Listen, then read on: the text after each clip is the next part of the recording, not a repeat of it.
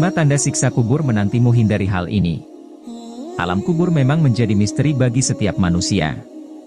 Akan tetapi Islam baik dalam Al-Quran maupun hadits telah memberikan gambaran tentang apa yang akan dialami manusia di alam kubur. Secara ringkas dijelaskan orang yang semasa hidupnya taat dan patuh terhadap perintah Allah dan menjauhi larangannya akan mendapatkan nikmat kubur. Sedangkan manusia yang semasa hidupnya senang berbuat maksiat dan menumpuk dosa maka ia akan mendapatkan siksa kubur. Beberapa riwayat bahkan menjelaskan manusia penuh dosa tak akan dapat menjawab pertanyaan yang diajukan malaikat sehingga disiksa terus-menerus. Lalu amal apa saja yang membuat seseorang bisa terhindar dari pedihnya siksa kubur? Berikut penjelasannya. 1. Ribat di jalan Allah, yaitu menjaga perbatasan wilayah kekuasaan Islam dari serangan kaum kafir dan mengusirnya. Adapun keutamaan orang yang menjaga perbatasan wilayah kekuasaan Muslim adalah sebagaimana keterangan Rasulullah dalam sebuah hadits yang diriwayatkan Imam Muslim dalam kitab Syahih Muslim, hadits dari sahabat Salman radhiyallahu anhu. Menjaga perbatasan sehari semalam lebih baik daripada puasa sebulan dan dengan melaksanakan sholat pada malam harinya.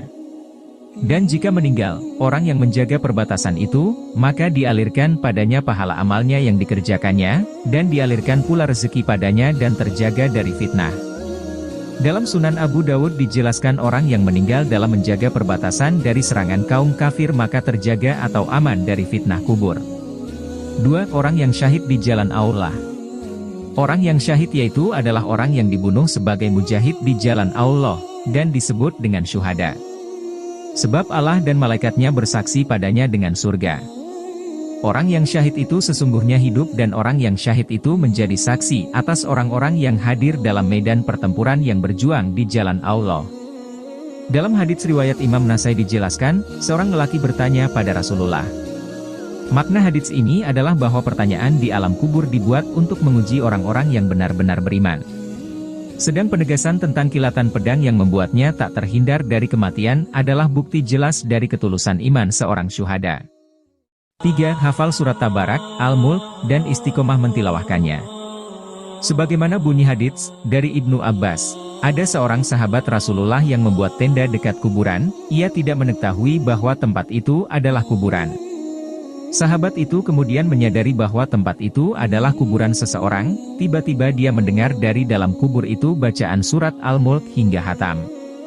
Rasulullah pun bersabda, "Itu, surat Al-Mulk, adalah penangkal penyelamat yang menyelamatkan pembacanya dari asap kubur." 4. Meninggal karena sebab penyakit perut. Dalam sebuah hadits menceritakan Sulaiman bin Sa'd, Rasulullah Shallallahu Alaihi Wasallam bersabda, "Siapa yang meninggal karena sakit di perutnya, niscaya tidak akan diazab di dalam kuburnya."